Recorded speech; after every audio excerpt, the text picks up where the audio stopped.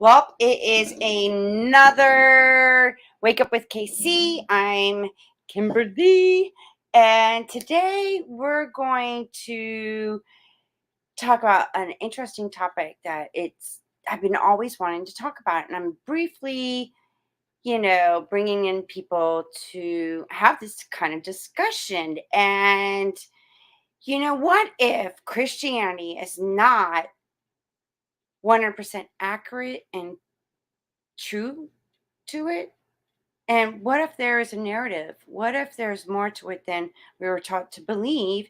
And was Jesus really real, or is it a myth? And I have someone that specializes in ancient history and went to school and got his PhD in reference to the myths of Christianity and the Roman Empire and how are they connected. So please welcome Dr. Richard Carrier. Hello, Richard. Thank you. I have, there's a lighting issue. Hold on one second. Sure. Yeah. I'm just noticing that I'm like, something doesn't look right. And that's a little better. Yay. So sorry about that, everybody. It's just the lighting was bothering me. And I didn't catch it until now. Usually that happens when you're looking in a camera and you're like, wait, something's not right. Yeah. So Richard, I've been waiting to have you on my show. I know things happen and whatnot. However, I came across something, and because I'm always asking a question and I start questioning everything, because it seems like when I ask the question, I get a piece of truth that leads me to ask another question. And in the midst of my question, you showed up. Oh, okay. Yeah.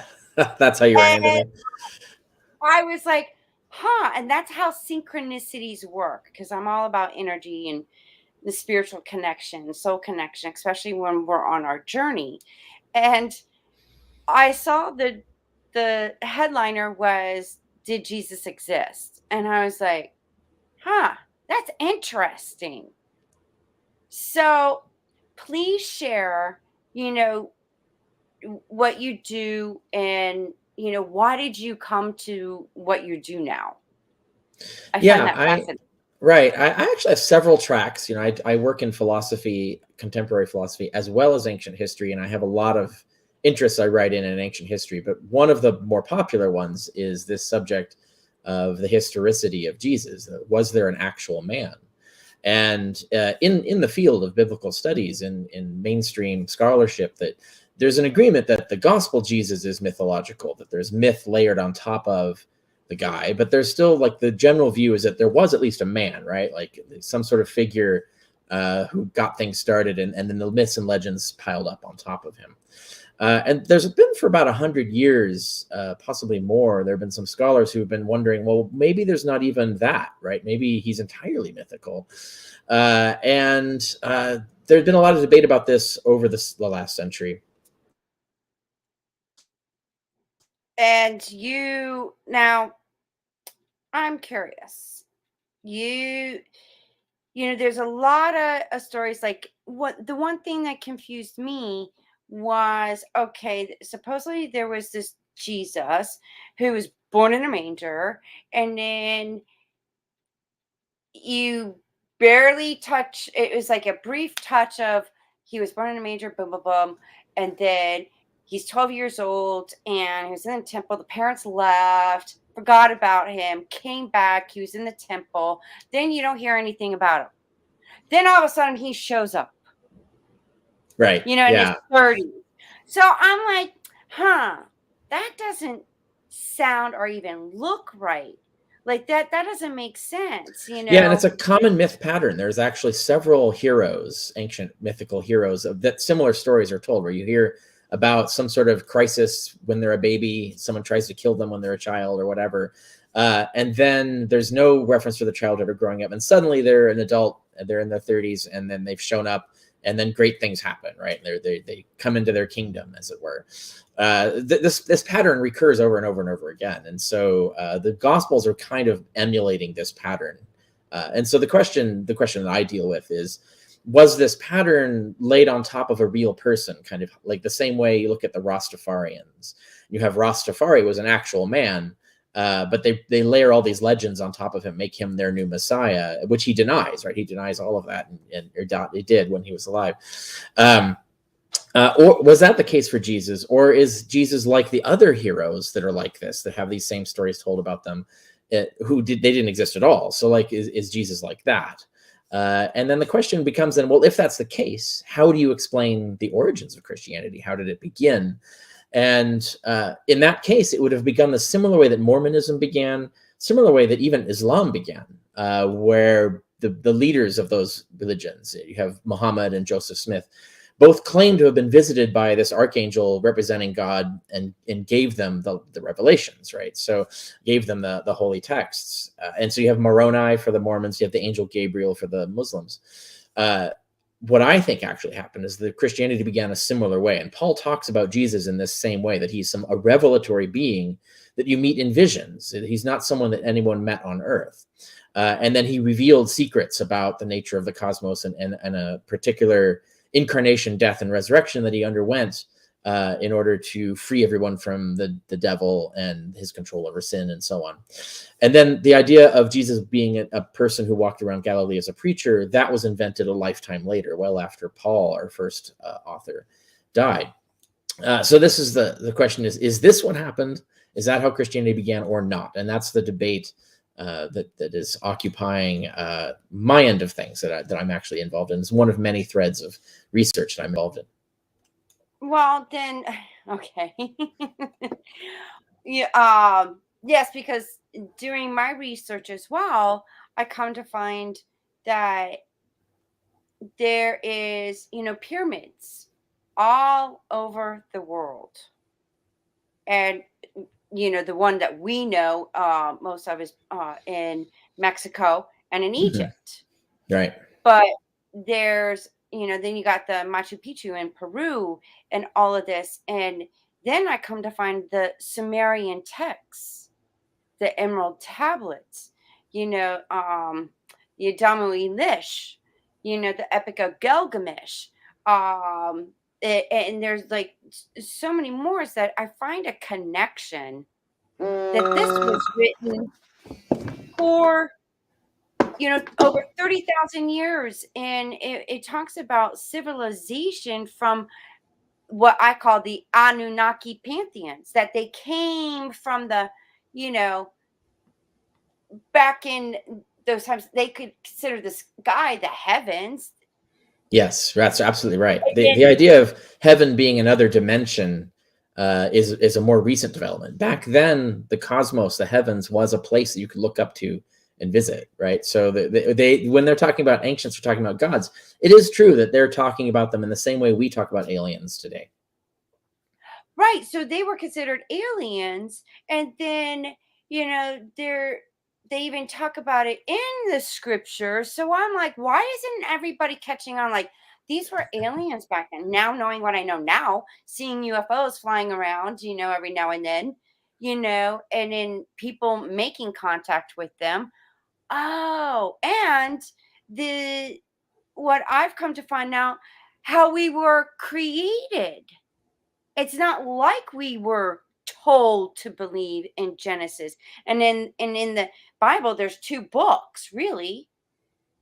Right, two stories of Genesis. Yeah, I don't believe any of that stuff. Of course, I don't think the ancient gods, were actual aliens and so on. But there are affinities to actually look at in the way we understand the world today versus the way they understood it back then. And you're right about Genesis. There's actually two contradictory stories of the beginning of the world that were merged together into a single text, creating contradictory accounts. But we have lots of like ancient accounts of the origins of the world. They're similarly constructed in the mythical way. Obviously, science doesn't support any of those myths. Some do, some don't,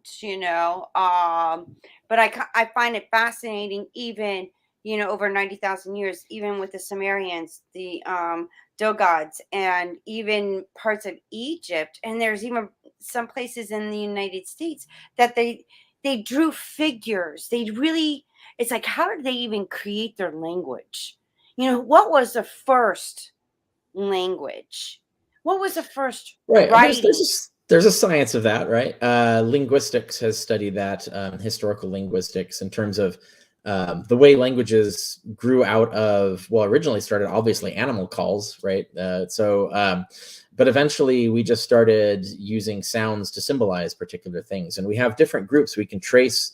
For example, Western languages, most, not all Western languages, but most trace back to what's called Indo-European or Proto-Indo-European, which is a language spoken somewhere in the North India, Southern Russia area.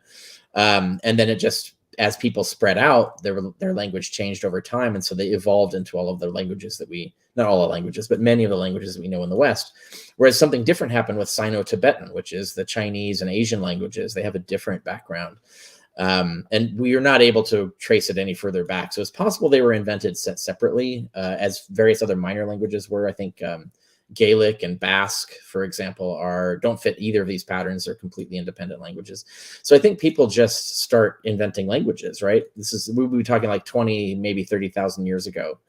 And very primitive languages originally, but over time they get more sophisticated and start to refer to more different things. And then of course they evolve out into many different ancestor languages, which is the languages we're speaking today. Oh, interesting. I learn something new every day.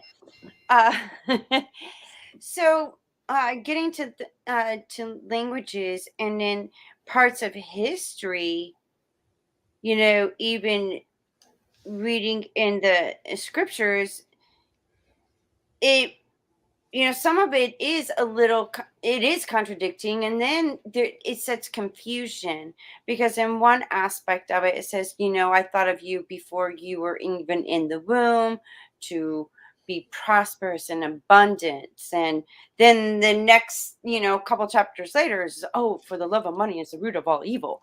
And I'm like, but we're supposed to give you tithes, and it's like, wait, then why should I give you my tithes then if it's, the root of all evil here? Right. Yeah. Yeah. And then that gets, Right. you see it in the Gospels, where you have Jesus is seeing the money as the corrupting feature, one of the corrupting features of the temple cult, right? And he's against the priest's obsession with the monetary aspect, the monetization of the religion, rather than, of course, whether the real Jesus or mythical Jesus doesn't matter. It's the same concept. The Christians had the same idea, that they wanted to go back to more of a communistic way of living, something that focused more on taking care of each other rather than, capitalism, right, is the thing they're against. Monetizing religion is a thing that they were originally, the early Christians, were actually against. Of course, the Christian church then became another monetized religion. So you have like the Catholic Church is very big on money. So that would have been abhorrent to the original Christians. The early Christians would have found that everything they were fighting against. Well, then, there's some documentaries that I came across, the Templars, the Night of the Templars, and then finding out, going back in some of the parts of the origin of Christianity and the religion, they were harsh. They killed, they tortured if you didn't convert to their religion. Is that fair to say, based on what you studied? That would have been like the Dark Ages, right? So when we're looking, that started to happen towards the end of the 4th century, which is about 400 years after the religion began.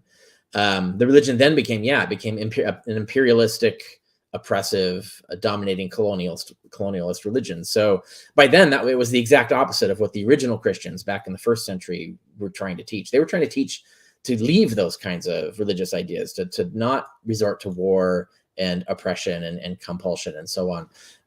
That was their original teaching, but it got completely flipped over time back into the thing that they were fighting against. And that's, became the Middle Ages, became the Catholic Church and other churches that became very oppressive, and not really teaching the original doctrines of what the sect was trying to say originally. They had even torture chambers, and there's some still, as now a museum over in Europe. Yeah, the Middle Ages got quite brutal. And in fact, they invented new horrible ways to torture people in the Middle Ages that are even worse than crucifixion, which is interesting because you'll see Christians talk about, well, that was the worst way to torture someone. Then the Christians came along hundreds of years later and then made even worse ways to torture people than that. It's definitely a point. Some parts of bodies, and it was in the indigenous tribes when they came over to Right. get them to convert, because they would take the chief or the chiefist and put them on a spike up their private. Sometimes, and yeah. so the tribes would watch and say, you better convert to our religion. And I just like, Yeah. I can't Definitely. believe Christians did that. Like, really? There's a good song. There's a heavy metal band, a Native American heavy metal band called Corporate Avenger, and they have a song. The title of the song is just "Christians Murdered Indians," and then they go through in the song talking about all of the ways that this actually happened. And this is a terrible part of Christian history that I think Christians need to own up to and ask themselves, how did that happen? Right. They don't. I don't think they have a clue, because you know what? All they do is focus on the Bible. But then even in that book, they're talking about the Lord God said to go and murder children and rape women and take virgins. That's all in there. People often don't believe this, but there's and also just a religious oppression too, right? So there's very explicit commandments from God to execute anyone who leaves the religion, any apostates, and not just execute them, but burn down their entire cities and kill all their pets. Like it's like really, really brutal in the Old Testament. That kind of thing is what the sect of Christians originally were trying to get away from. But their institution over hundreds of years just evolved back into the same thing that we get in the Dark Ages and the Middle Ages and the 100 Years' War and all the wars of religion that led to the founding of the United States. The Constitution was written specifically to repudiate this kind of violent religiosity that had led to basically the chaos of their world at the time. Wow. And it's still a little to me, racist because it was men. Right. That would be, the sexist and misogynistic elements of it. That's interesting. So here's the thing that people might not know. If you go into the New Testament, there are letters supposedly by Paul. Infamous example is 1 Peter, where he supposedly says, let a woman not teach or have authority over a man. She must be submissive and quiet, etc. Paul did not write that. That's a forgery. And that's actually mainstream consensus now. Scholars now agree that was faked. That letter was not written by Paul. And there's another one, 1 Corinthians, there's a line in there that kind of repeats a similar sentiment, but it contradicts what Paul says in the previous chapter. So we know that line was added. So people doctored the text to make it more sexist and misogynist when originally it was being more egalitarian.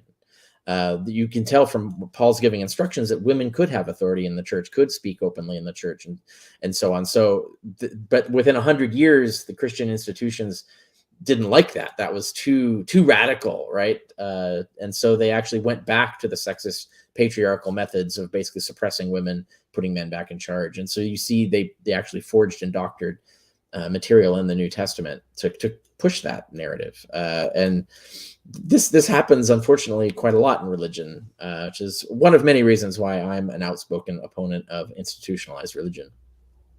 You and me both. I do not want no part of religion because it has not been any success in it. And to me, it's been just like what you said earlier, monetized. It's a form of business. But and a way to marshal violence in different ways, violence and oppression, to justify it.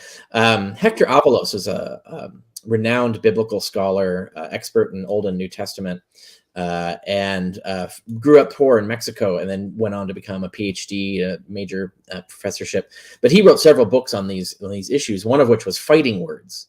This is a really good book about why you can't say that all the violence caused by religion is really caused by other things, but religion is very integral in supporting and motivating that violence. And that's something that people need to face and confront, and hopefully someday do something about. But for people who are interested in that subject, Hector Avalos's book, Fighting Words, is a really good place to start. And wouldn't you agree that, when you were talking about the Constitution of, the church, separate from the state, there's something Right. about, separate from the state, but I don't Mhm. see that. I see that they're going coercing together. Of course, they They're have bringing always the tried to do religion that. into the politics. They're bringing Yeah. religion into, their laws and making these laws and whatnot. And I'm like, Yeah.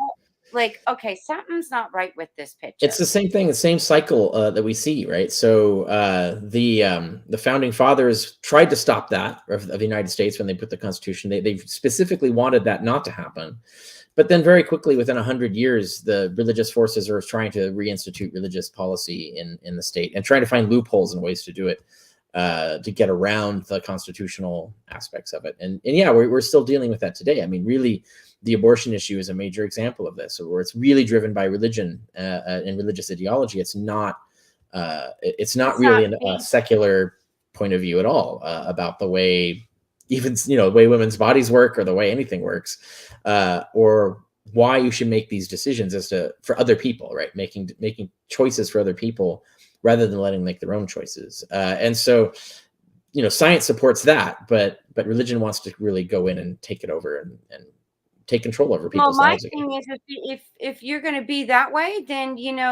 there's got to be someone to put in a law about all males have a vasectomy at 13, because that's reversible when you become an adult and you're financially secure and you got a good job and a house, and then you get married, and then if you want to have children, you can go have that thing reversed and have all the babies you want then. That's a way to Right. control Yeah. And population too. the reason they would the same arguments they would make against that are exactly the same arguments that they should be accepting against controlling women's bodies the same way. Yeah. So I want to, hey, if there's a female lawyer that agrees with what I'm saying, let's get together and put a bill together somehow for it. Because I mean, come on, this is like an eye for an eye, a tooth for a tooth, and it's frustrating, and no one sees this. It's like I see history repeating itself, just different time period. The energetic emotional traumas from the origins of not only our creation, but in the religion aspects and everything, that energy, that emotional energy keeps passing forward. And look where we are today. You Yeah, can see I see it it. as our, because we evolved from animals. It's our savage and irrational tendencies that keep coming back, and it takes a lot of effort and discipline to suppress and correct those. Right, to act like rational, civilized people takes training and effort and commitment.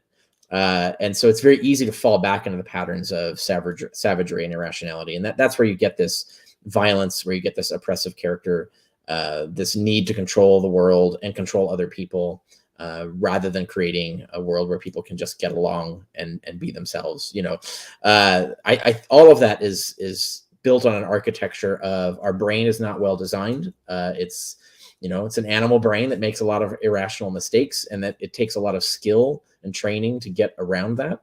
And then, of course, we have, our passions, our emotions can get the better of us. And that leads to, hatred and violence and trying to blame other people for your own problems.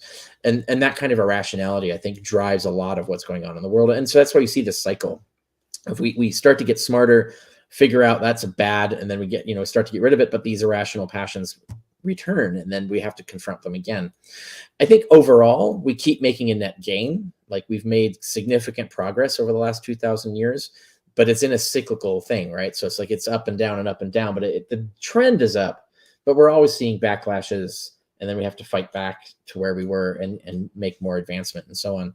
You look at the whole last 100 years of history with gay rights, for example, and trans rights and women's rights and all of that. You see this advancement, backlash, more advancement, backlash, and so on. It's very annoying that we have to deal with this, but it's because we were not intelligently engineered by a well-meaning deity. So we're badly designed, and so we have to cope with that in various ways. Well, you know, the one thing that I've come across, and the experiences that I've had, spirituality, you have to experience it to understand it.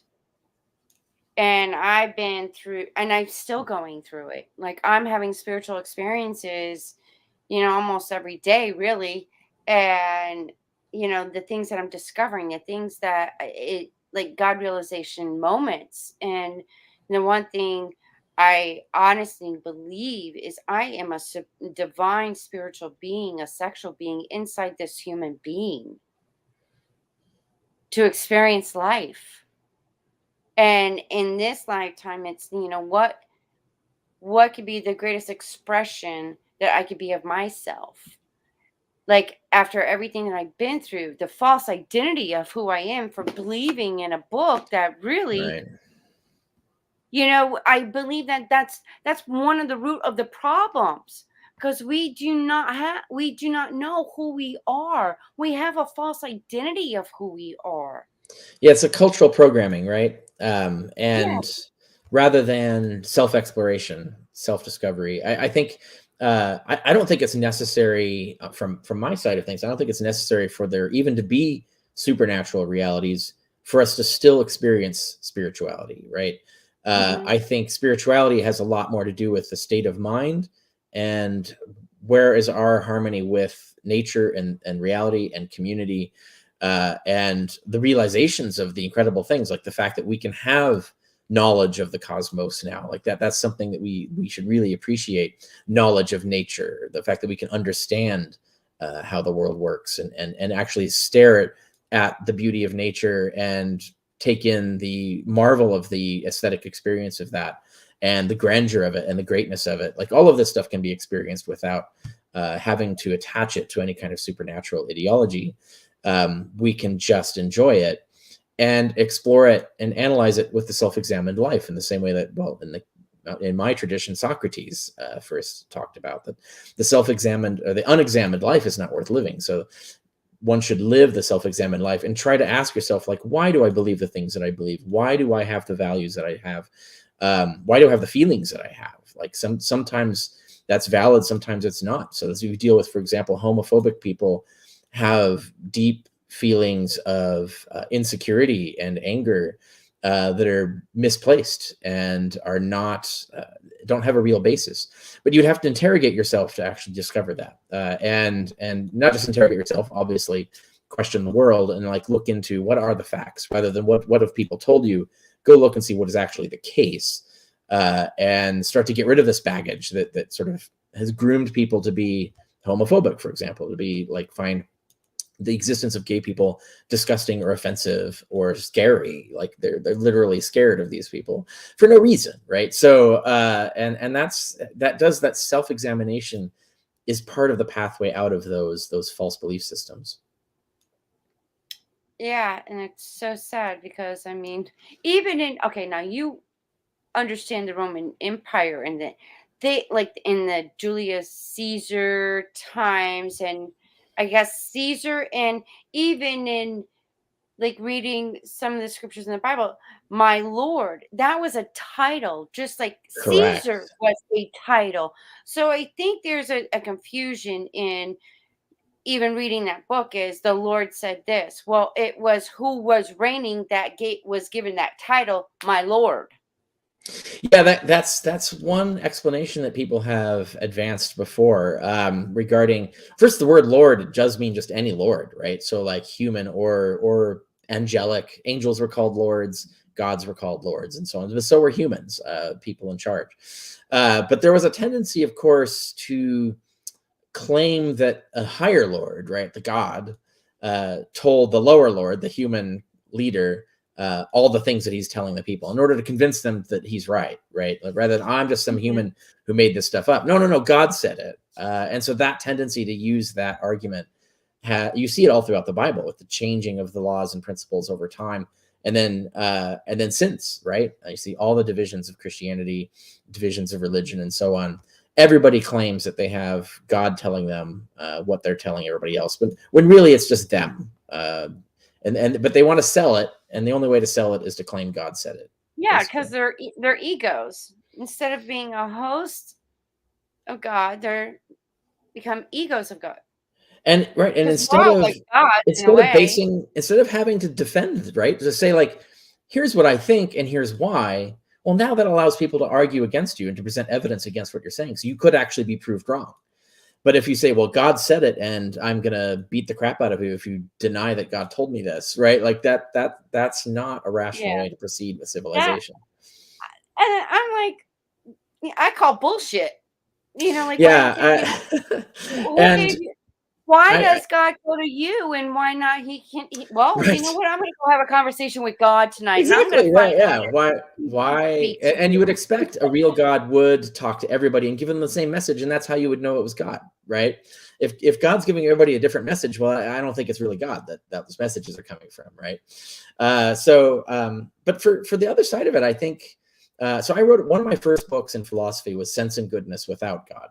So it's as an atheist, as an ex-Taoist, actually, I had really powerful spiritual experiences as a Taoist when I was younger, but then realized that those had scientific explanations and so on. And that some of the wisdom was bad, some of the wisdom was good. It was a question of how do you pick and choose? How do you figure out what's the good stuff and what's the bad stuff of any religion?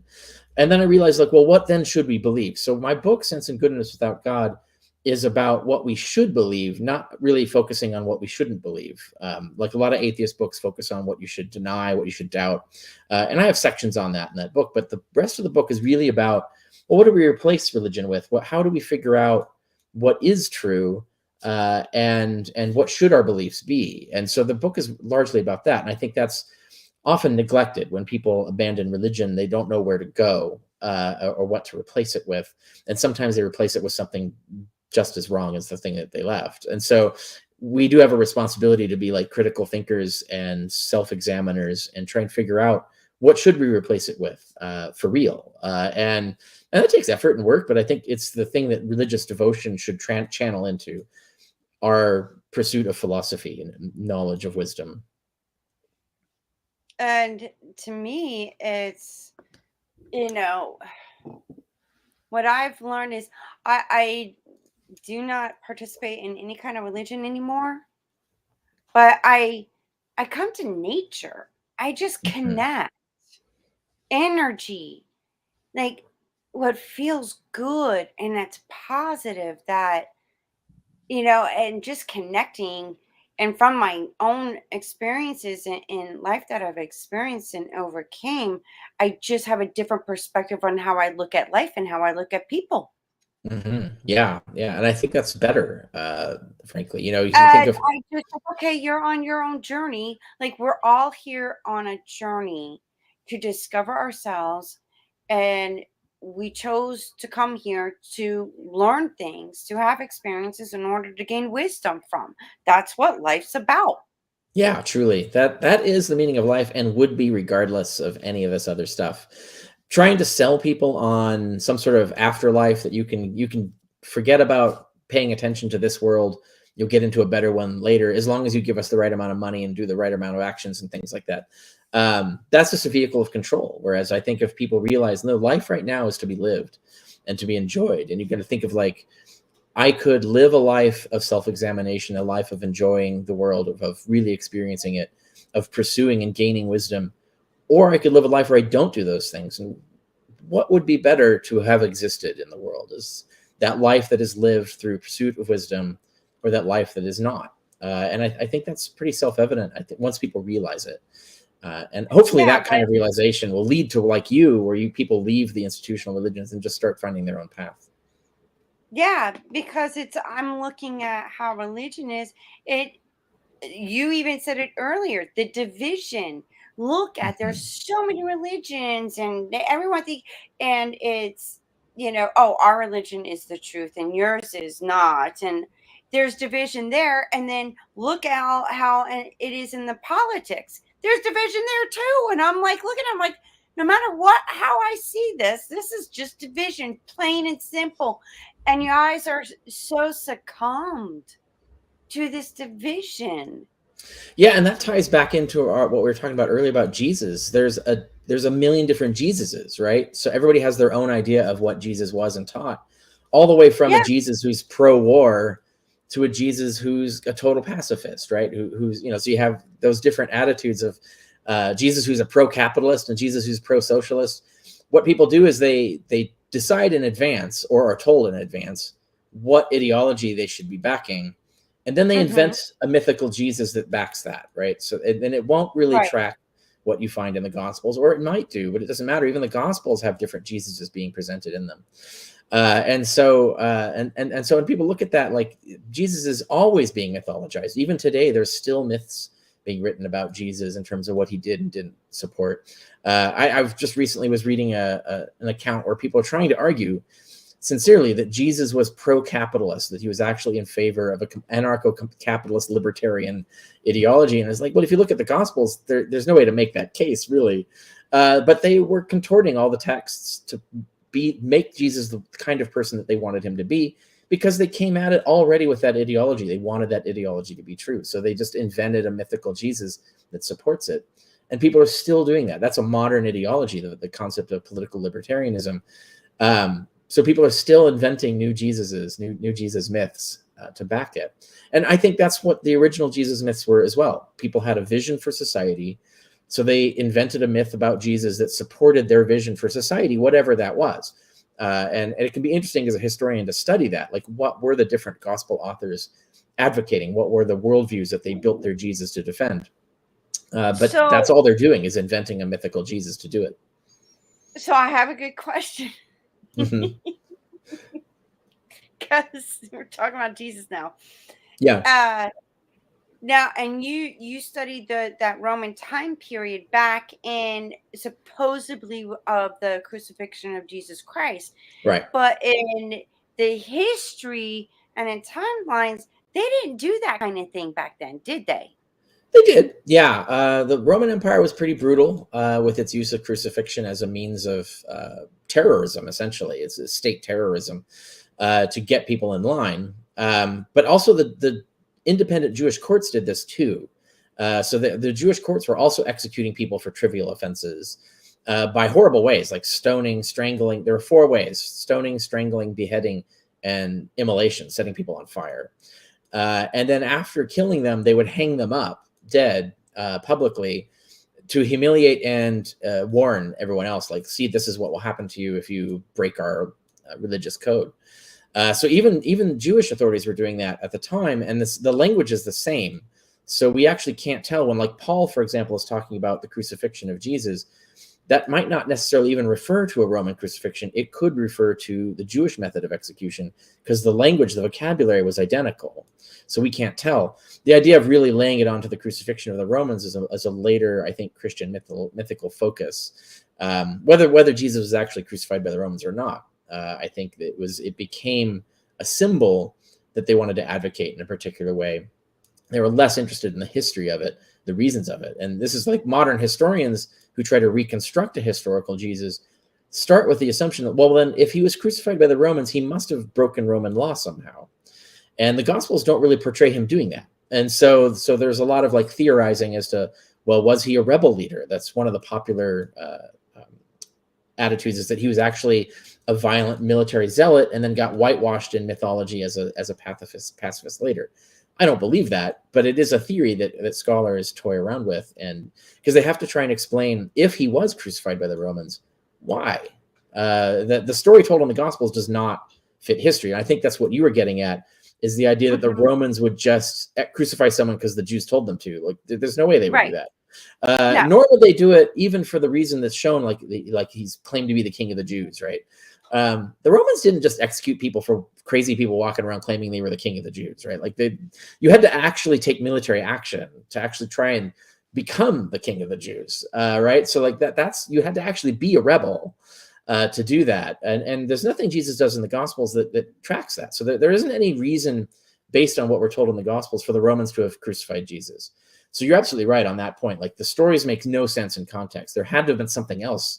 So if you do believe that Jesus was crucified by the Romans, you've got to come up with some other explanation that has been omitted from the Gospels. Where's the proof?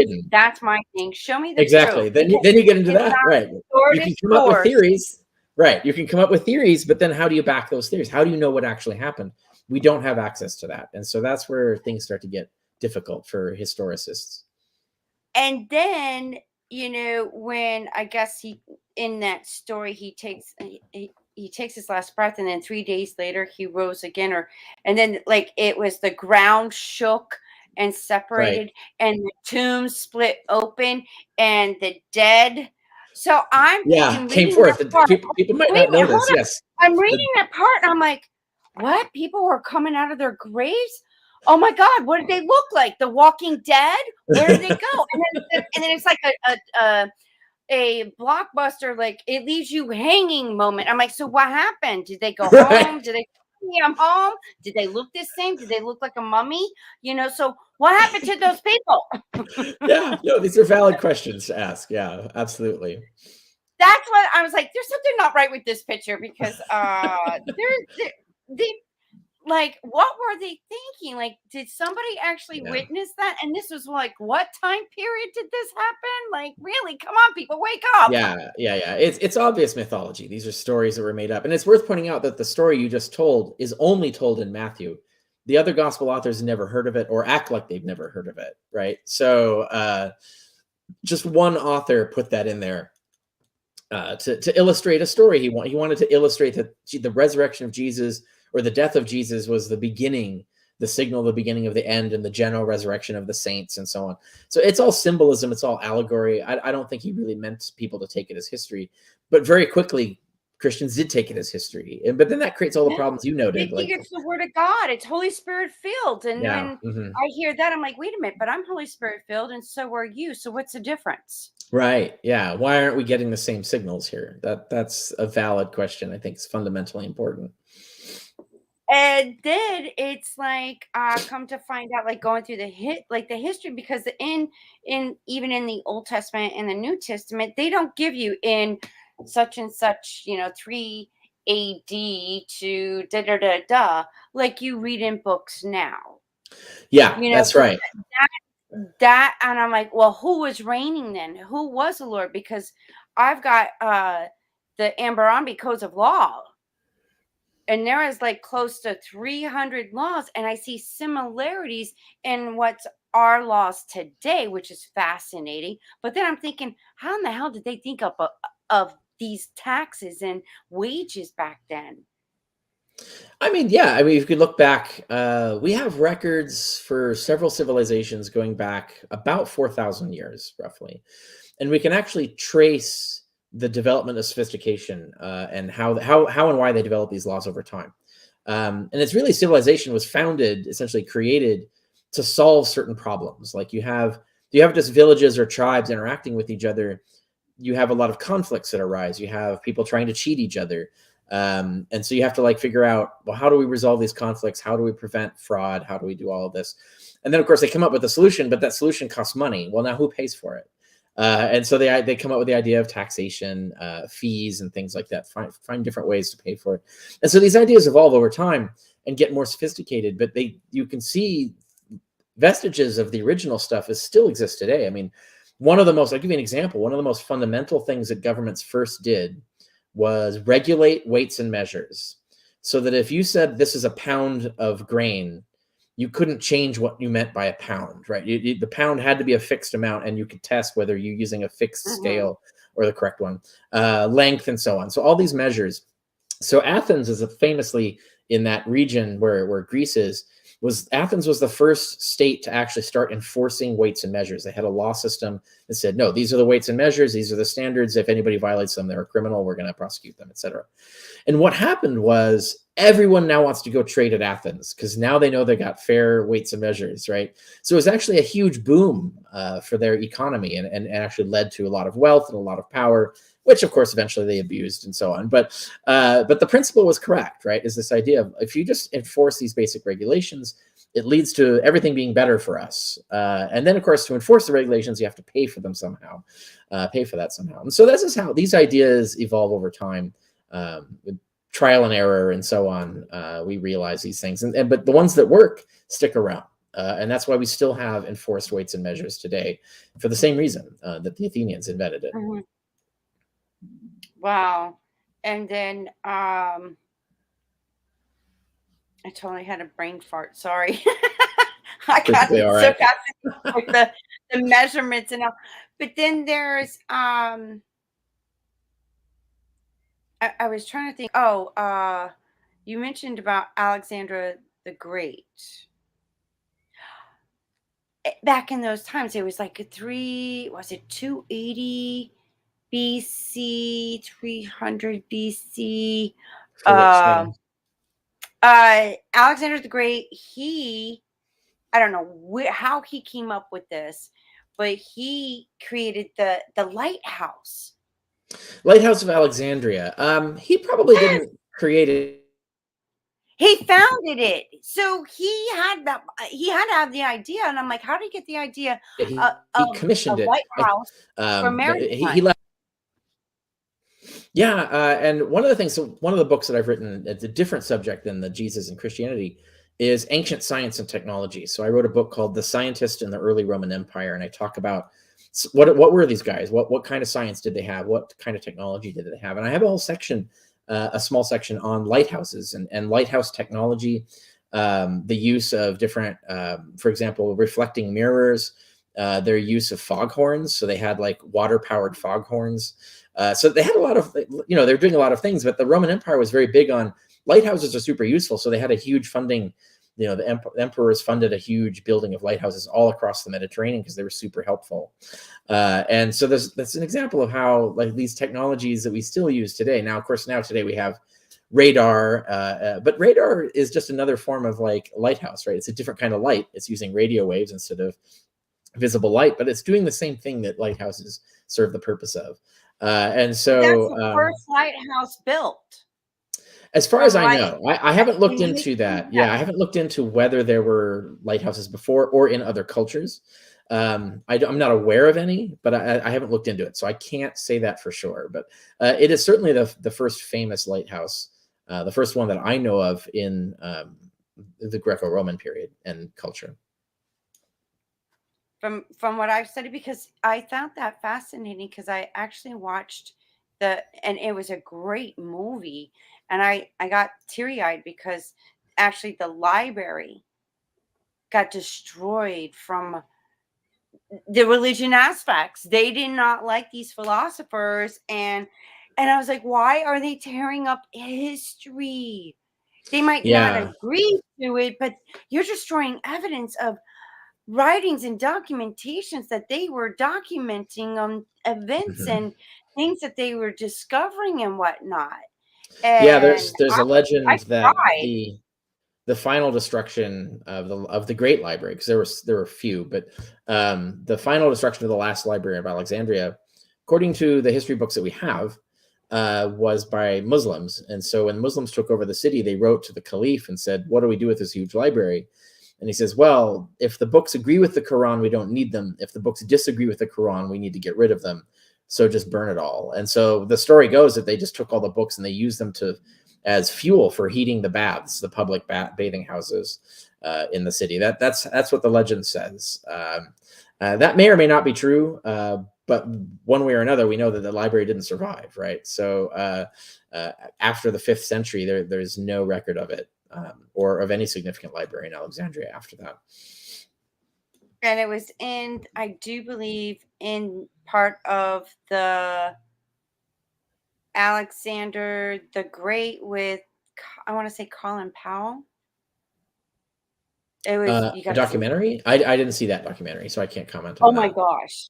I saw it and I was just like, A oh movie my. I would recommend, there's it's not explicitly about that, but it's about the religious violence and tensions in Alexandria at the time and the murder of Hypatia, who's like the last great philosopher, the last great pagan philosopher of Alexandria, starring Rachel Weisz and various other really great actors. But it's called Agora, and that movie will make you cry, I guarantee it. And it is fairly accurate as historical fiction. Obviously, they have to make up some stories to fill out some blanks, but in terms Right, of the historical Agora. details, yeah, it's called Agora, Agora.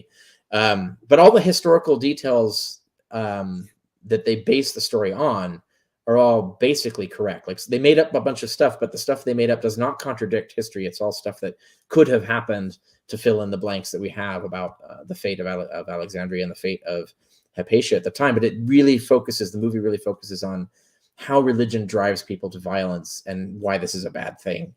And it ties into the eventual ruthless destruction of knowledge carelessly, basically, because that depicts another event where the Christians burned the smaller library in Alexandria, the Serapion. But they didn't burn it. That's the one I saw. Right. They didn't burn it to destroy the books specifically. But the books were in there. They didn't care about them. They lit them on fire and destroyed them anyway. But they were actually trying to kill the pagans, right? They were trying to get at the people who took refuge in this library. But still, it's the same result. This complete disregard for the destruction of human knowledge, and even just this murderous violence being stirred by religious sentiment. And that movie's really about that. It's really good. I recommend it. It sounds so familiar. But even just the seeing it in a film aspect of it, it's like connecting to a piece of history. That's right. And then seeing that lighthouse, I was like, wait a minute, they have a lighthouse back then? Like, right. How did they come up with that? We have a lot. There's a lot of great tech back then. Like, how did they, I'm thinking, how did they get a light bulb? Or did they use a huge candle, to light it? Like, I wanted to know that question. Right. Yeah. These are great questions to ask. We know some of the answer to that. There was a great fire that was a bonfire inside it that was maintained, but it was they used parabolic mirrors, like curved mirrors to reflect the light and focus the light. And basically, so like you have the rotating beam of a lighthouse. The fire is below, but they used mirrors to reflect the light. So they were actually doing that. So they just had to maintain a bonfire underneath it. So that's how the light source was. But they did use a sophisticated parabolic reflecting mirror system to actually project the light as a beam out to sea for ships to see, right? Because this is the whole point of it. Wow. And what are you? I know with the pandemic and everything. Now, I gave everybody in the description notes of how to contact you, how to get a hold of your books and whatnot. So that's there for them. And do you have any events that you're going to, speaking engagements, or is there another nothing coming up? Yeah, if people want to see me speak, I mean, I do a lot of YouTube shows, but people want to see me speak live. That's not happening yet, but I do announce in-person events. I announce them on my blog, also my Twitter feed, and my Facebook feed. So people who want to see when that happens, if that gets scheduled, follow one of those feeds, and you'll hear about it. But generally, no, I'm mostly just staying home doing digital stuff, doing YouTube interviews, doing interviews like your show here, and writing. So I'm doing a lot of blogging and teaching online. So people who want to learn critical thinking skills, you want to learn about ancient science, I have a course, an online course for people to take. All of that stuff can be found on my website. Oh, wow. You keep yourself busy. I do, yeah. And would critical thinking, before we wrap this up, I read a good book, and I started to read it, and it's from Thomas Paine. He was back in the day a freedom thinker. Yeah, for sure. I consider him one of the founding fathers, even though he didn't actually sign anything, but he was a major influence in the American Revolution, and wrote some of the really, really seminal works in critical thinking and questioning of religion. So which book are you thinking of? That he wrote several. Common Sense and The Age of Reason. Age of Reason, that's right. And I listened to the audio, and sometimes I'm like, he's going so slow, I have to speed up his speaking. Yeah. Because I'm like, and it's like, dude, you put me to sleep. Let me see if I can speed this up some, so it sounds more like. Yeah, it's useful. It's useful technology. I agree. I do that myself often to audio. Oh my gosh, I'm reading. Now I'm reading The Emerald Tablets by Billy Carson, which is the condiment from Thoth, from the Egyptian aspects. and then the Lost Book of Inky from Zachary LaPlant. So I'm finding connections of similarities of writings that, hey, wait a minute, I've read that before in another book. Sounds the same to me. And you can find things going on in China too. You look at the Han Dynasty, which is first century ish AD. In China, you see they were coming up with independently a lot of similar ideas that we get today. I always recommend the Lun Heng, which is by Wang Chung.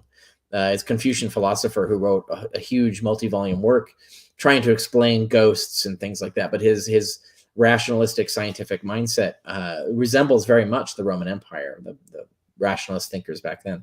So you see, ideas, people thinking similar ways come up with similar ideas for these things. And it is fascinating to see that we've been doing this and working on it for thousands of years.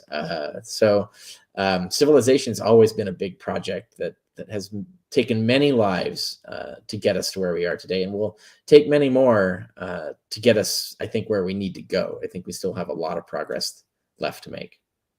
Well, yeah, and to me, it's like when we wake up and realize, hey, we've repeated this before, it didn't work out. We got to do something better. That's nonviolent. Yeah, right. We can share. There's no need for selfishness and greed and control. There's more than enough for everyone. And that's where I'm at. It's like that's why I started the show. And I want to educate, get people to think outside the box. I agree with that mission. So keep on it. And that's why I'm so glad you're here. And I really enjoyed this. Thank you so much. And thanks for having me on. For anybody that is into, what Dr. Richard Carrier's into in the science and the history and whatnot, go to his site. Yeah. If you have questions, he'll have the answer. Or somebody's going to have the answer. It's just a way of connecting to get to the answer, because everybody has a message. And I believe that's why we came across, because you've answered some things for me, and it just, like, even what we just talked about, it resonates. It makes sense. That's good. Yeah, it's been good. So thanks for having me on. Yeah. Now I got to go eat lunch. I'm starving. Go eat lunch. I so appreciate you, and thank you so much for this time that I got to have with you. I truly appreciate it, and I wish you the best of success. Thank you. Well, there you go.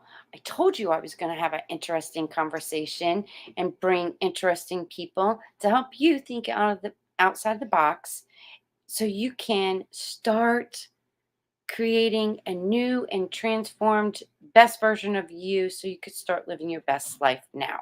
So stay tuned, because you never know who I'm going to get on this show.